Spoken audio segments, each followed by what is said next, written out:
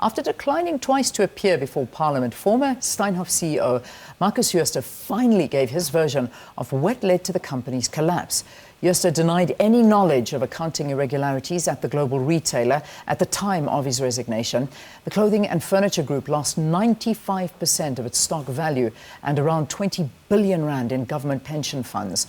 To discuss issues of possible failed corporate governance at this company, we're joined in studio by Terry Booysen. He's the CEO of CGF Institute, or the Research Institute. So that CGF standing for Corporate Governance Framework.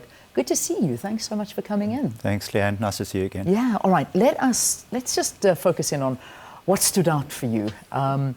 Most people in talking about Jooste's denial of any knowledge of what was happening in the company, blaming the board for not informing him. Can we honestly believe this of him? Leanne, honestly, no, not at all.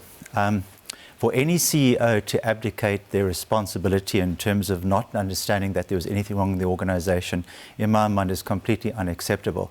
You must understand this particular CEO was earning circa 10 million rand per month. And for earning that kind of money, one would expect obviously a hell of a lot more in terms of understanding what truly is going on in the organisation. Now, if you go back to the very basic duties of any director, not least of course the CEO, he's held responsible for the affairs of that organisation, understanding exactly how that organisation is being directly and controlled. So to say in Parliament yesterday, I had no knowledge of accounting irregularities, quite honestly, is inexcusable. I can't accept that. I would as well. I mean, I'm no CEO of a company. I've never sort of been in that position, but one would think that a statement that he made yesterday is absolutely absurd. I mean, he said that he's just a retailer and wouldn't have known that these irregularities were taking place. Now, you tell me, what responsibilities does a CEO of a company actually have? You know, Leanne, it's an interesting question. I mean, I talk to boards of directors and to CEOs. I talk to them about their basic common law duties and their fiduciary duties. And the fiduciary duties is where it starts. It's quite simple. So to say that I'm just a retailer or I'm just a manufacturer, whatever it is inexcusable. The first onus on the CEO is to say, how are you diligently applying your mind to the affairs of that organisation? And when we say diligent, we really mean diligent. Are you actually treating the affairs of that organisation in such a way that any other director would have treated the organisation in the same way? And the answer in this case is clearly no.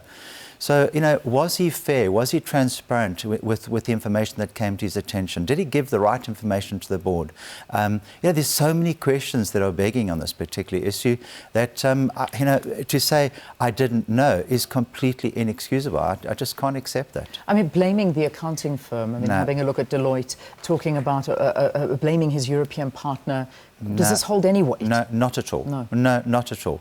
I think to go even further, when one looks at the board, to say that there was a difference of understanding and opinion between the supervisory board and the executive board also is, in my mind, not acceptable. A board is a board. A board is ultimately accountable for the entire affairs of the organisation, and a director is a director. No matter how you label it or how you name it, a director at the end of the day is accountable. He's got all the liability. So to say that someone else knew more, he didn't know, it just doesn't cut. It doesn't cut, Leanne, not at all. And too much of this is happening. Unfortunately, people aren't asking the right questions. The point I think that also now needs to be made is, how were the auditors actually doing their job, which, as you know, is under investigation. Indeed. And, the first basic things we should understand is the combined levels of assurance. How does the organisation report on what's going on, and does the external auditors and the regulators, do they corroborate on that reporting? So that's the first major question in my mind. The next question in my mind is, what were the lines of defence that were taken by the board as much as by the CEO? You would know as much as most governance authorities that there are 3 lines of defence we spoke of in terms of protecting the organisation in 2009. And because the 3 lines of defence were not enough, by 2016 we started saying in the King Codes, we now need 6 lines of defence to protect the organisation. Well, clearly even 6 lines of defence is not enough. Yeah. I mean, it's becoming worse and worse, and the responsibility and the buck is just being passed on from one person to the next person. And obviously, Jooste did not want to take any responsibility during his testimony whatsoever. Interesting that you should use the word responsibility, because that's what he mentioned in Parliament yesterday. So I think most CEOs should learn from this example. The example being the following. When you're a CEO and not sitting on the board, then you're responsible. The worst sanction against you is you'll get fired. But Jooste didn't just not sit on the board, he sat on the board, multiple boards, as well as acting the role of a CEO. So Jooste had both the accountability as a member of the board, as well as the responsibility of a CEO.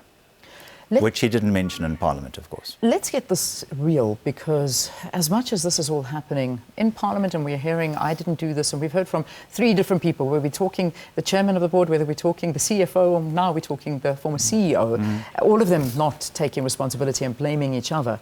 There's 20 billion rand at stake here in pension funds, and many people believing that this is never going to ever be recovered. Recouped. I mean, what is the reality after all of this? Well, the reality is I think most people don't truly understand that there are actually shareholders in organizations, in a manner of speaking. I mean, you must understand that your pension monies, if in this case it would have been maybe, the GEPF and the PIC, they also are significant investors of the Steinhoff Group.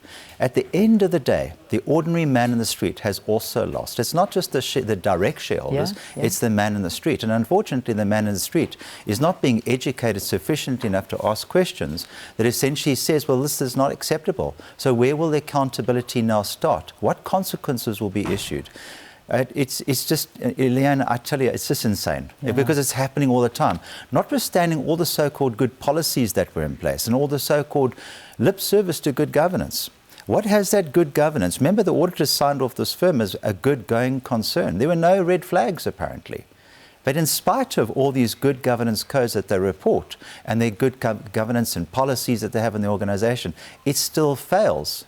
Now, can you say to me that the people in the entire board and the organization didn't understand, didn't see any red flags? Yeah. Come on. Yeah, doesn't add up, does it? Doesn't make sense. And also, I mean, that SMS, and I'll wrap up on this note because we've reached the end of the interview, but there's an SMS that was brought up on the 5th of December 2017, and it was sent from him saying big mistakes, saying, I must make it very clear, and I quote, none of Dani van der Merwe and Ben Legrangie, Stihan Gobler and Marisa Nel, these are the people he mentioned, had anything to do with any of my mistakes.